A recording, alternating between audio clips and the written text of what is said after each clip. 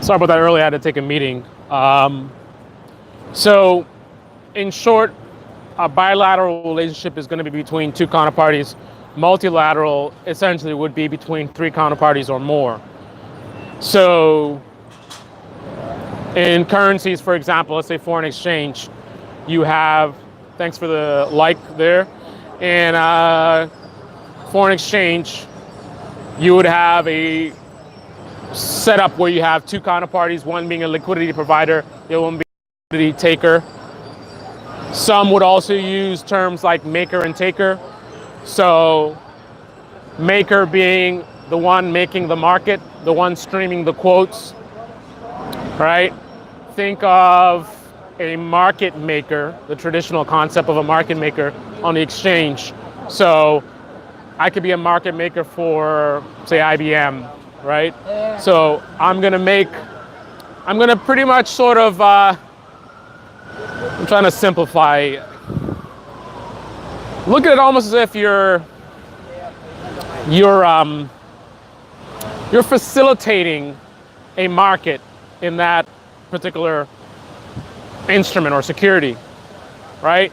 So you're you're facilitating trading in that security. So same thing here. So as a liquidity provider, you are providing a market for, others to utilize. So you have securities that you want to acquire. You have securities that you want to get rid of. So you have buy side orders, sell side orders. I've got euros and I want to get US dollars, right? Or I have US dollars, I want to get euros, whatever it is. I have one currency, I want to get another, and vice versa, right? So I'm going to stream all these offers out or quotes out to whoever the counterparties are that I have relationships with. Now, in a bilateral setup, there'd only be one counterparty in that relationship because that's the whole point. By, like bicycle, by being two, right? So two counterparties. So liquidity provider, liquidity taker. Liquidity provider streams quotes. So in terms of connectivity, you have a market data connectivity where you're streaming quotes from the maker to the taker, and then you also have the traditional fix for the trading side of things. So on one connection, I'm sending you market data, which are my quotes, saying, I'm willing to give you this amount of euros for every dollar, right? So that's the rate at which I am offering right now. So in a bilateral relationship, you have a relationship, again, with a single counterparty. That counterparty sees something they like.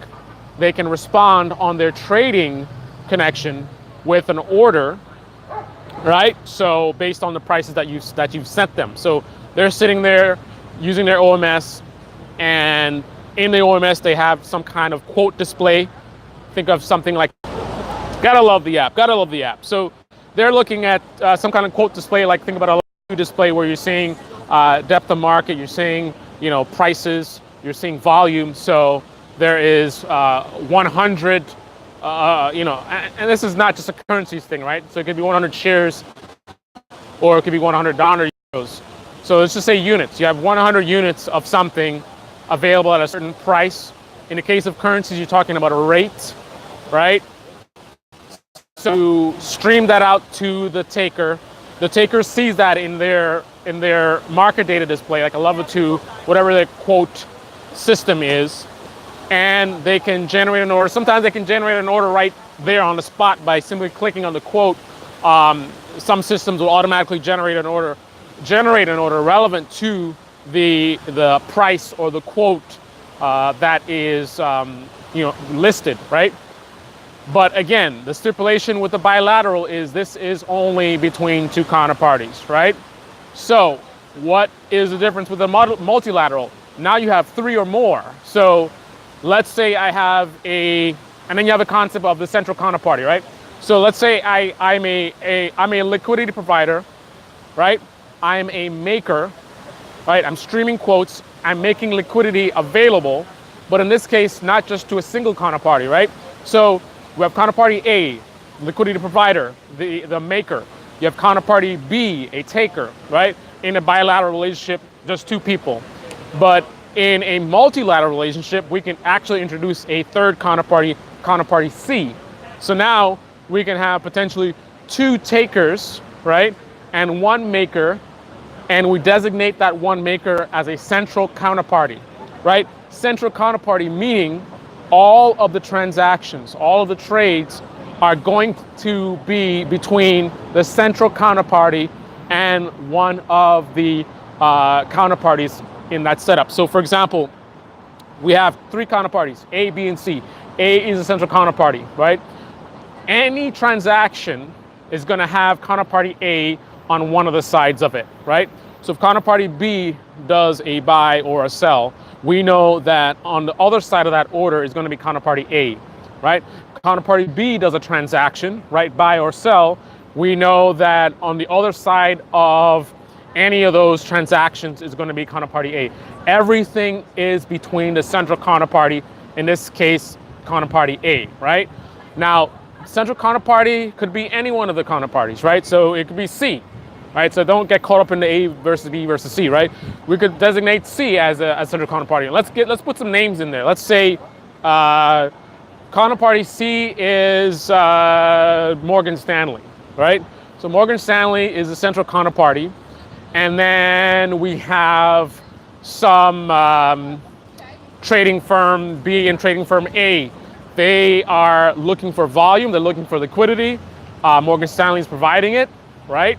Anytime A or B want to do a transaction, they're doing it with C, right?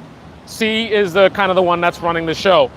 Now, that is the multilateral, once again, where I can have a central counterparty trading with you know, two different counterparties, 4, 5, 6, right? I mean, the limitations are going to be based on what system you're using and how you're set up, but essentially you can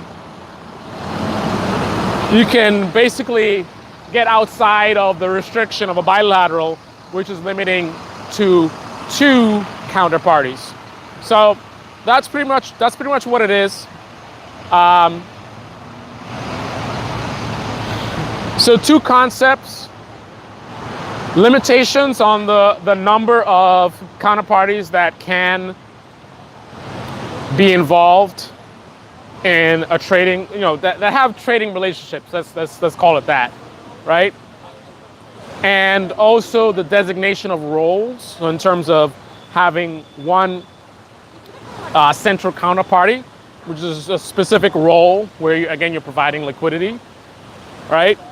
And then we also talked about in the realm of currencies, the idea of the streaming of the quotes from the liquidity provider to the taker, right? That's the idea. So if I'm going to trade, I need liquidity, right? I need some kind of market. And also keep in mind, some of you may be picking up on a little bit of a difference from the traditional setups in terms of when you talk about equities. Typically with equities now, when we say, and market's probably not the best term to use when we're talking about things like multilateral and bilateral relationships, because when I think market, I'm thinking about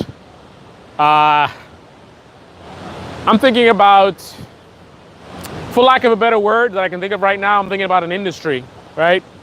So when we talk about, like, say, New York Stock Exchange, right? We have all kinds of players being represented there. You have individuals, you have institutions, you know, sell-side firms. There's a lot of different players that are involved in the New York Stock Exchange. These are all individuals or entities that are sending orders into this quote-unquote market. But the thing with a bilateral setup, in contrast to a traditional market, is, again, this is between two counterparties, right? It's not you against the world, right? Again, when you send an order to New York Stock Exchange, it's you against the world, right? Meaning you have entities from all over the world that are, you know, they're looking to buy, they're looking to sell, and your order is being matched with any number of these individuals. There is no specific relationship, right? in terms of with the market, right? Where your order actually goes to actually get filled. There is no relationship with these individuals. So it's kind of like all these orders, I'm going to oversimplify, they kind of go into this pot, right? The pot being New York Stock Exchange. And then there's a matching system where you'll match up buyers with sellers, right?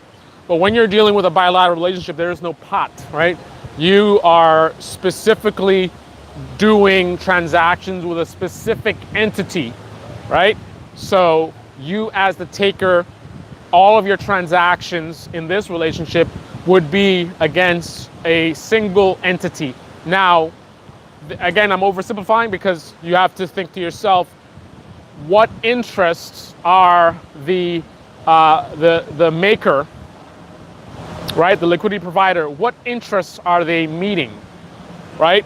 So when you look on their book and you see that they have, 100,000 euros available for sale, right? Or trade, right? Why is that? Right? And then you think about things like agency and principal. Now, you guys can look up the fixed spec and see what that means. But in short, when you think about agency versus principal, you're looking at the, what is the, like, what is your goal? Like, what is it all about? Why are you trying to buy? Why are you trying to sell, right? Are you basically doing your own thing? Again, oversimplifying. Or do you have customers that have communicated to you certain desires or certain needs that you are meeting for them, right? So for example, you are a sell-side firm and one of your customers is looking to get 1,000 euros, right? Is that why you're displaying, again, super oversimplifying it, is that why you're displaying 1,000 euros, right? Because you have a customer that's looking for that, right? Or is that your own interest? Is that something that you're doing for yourself, right? Agency versus principal, right?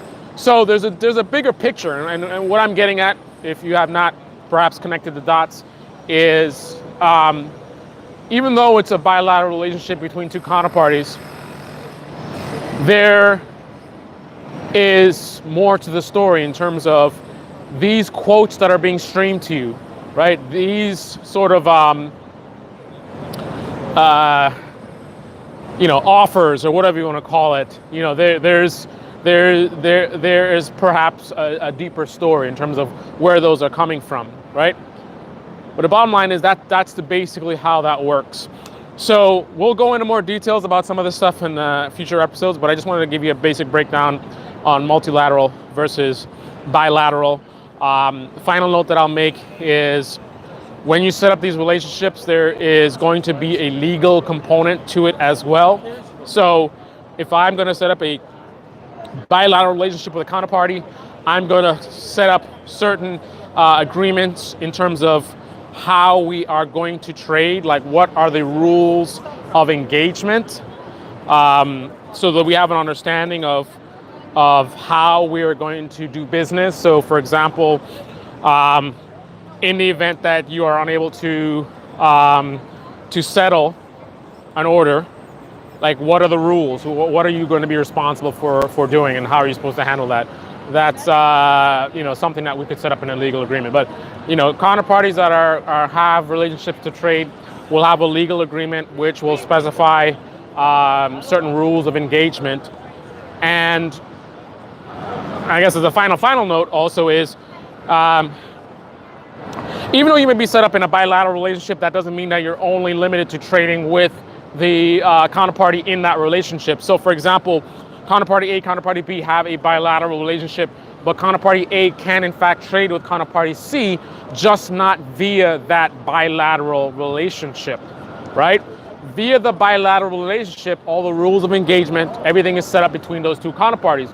But that does not stop counterparty A from setting up a relationship with another counterparty, a separate relationship. So for example, we have two bilateral relationships, right? A has a bilateral relationship with B. Sorry about that. A little congested. So A has a bilateral relationship with B, and but A wants to also trade with C, right? How can that be done? Via the bilateral relationship, per the restriction of that relationship, A cannot trade using that relationship with C, but they can trade with C if they set up an additional agreement with C. So pretty much you have two bilateral relationships, A with B and A with C. They're not connected. These are completely separate agreements, have nothing to do with each other. But the end result is I can actually trade with multiple counterparties, even if I'm restricted by bilateral, but I have to have a specific agreement with each counterparty, right? With a multilateral setup, you can have a single agreement, right, that allows you to trade with a whole bunch of counterparties, right? So I can set up one legal agreement, right, and there can be 5 counterparties that are set up in that arrangement. So with a single agreement, I can actually do transactions with 4 different counterparties, right? That's multilateral. Bilateral, you're limited to, it's a per agreement basis, right? So, and I'll get more into that in the future, but I just wanted to put that out there. Anyway, bonjour, salut, ciao. Until the next episode, I guess I should learn how to say that in German. Fahrvergnügen. Wie geht's? All right, guys.